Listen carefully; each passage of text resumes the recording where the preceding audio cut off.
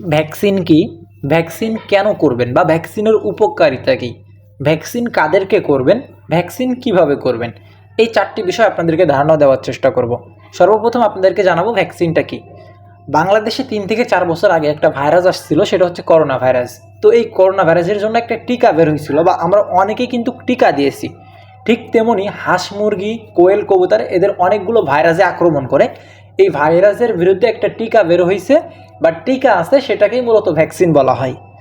আর হচ্ছে আপনার কেন করবেন, আমরা যেমন করোনা ভাইরাসের হাত থেকে বাঁচার জন্য টিকা বা ভ্যাকসিন দিয়েছি, তেমনি তাদেরকে বিভিন্ন ভাইরাসের হাত থেকে বাঁচানোর জন্য আমাদের তাদেরকে ভ্যাকসিন করাতে হবে।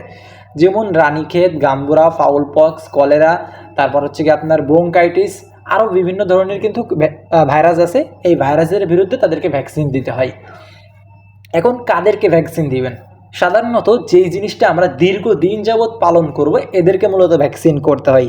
যেমন আমরা ডিমের জন্য হাঁস করি, মুরগি করি, কোয়েল কবুতর করি।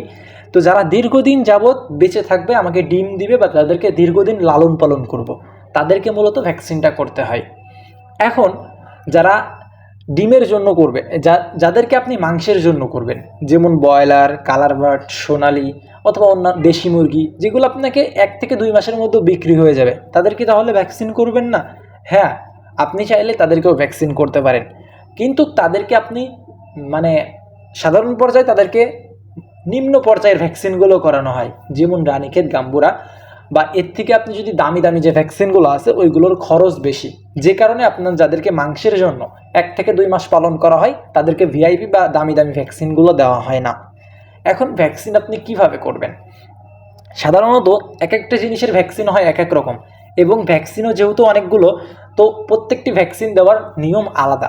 কোনোটা খাবারের সাথে দিতে হয়, কোনোটা পানির সাথে দিতে হয়, কোনোটা আপনার ইনজেকশনের মাধ্যমে দিতে হয়। তো বিভিন্নটা সিস্টেম এক এক রকম। তো আপনারা যারা কোয়েল পাখির ভ্যাকসিন দিতে চান, তাদের জন্য আমরা ডিসক্রিপশন বক্সে একটা লিঙ্ক দিয়ে রাখবো।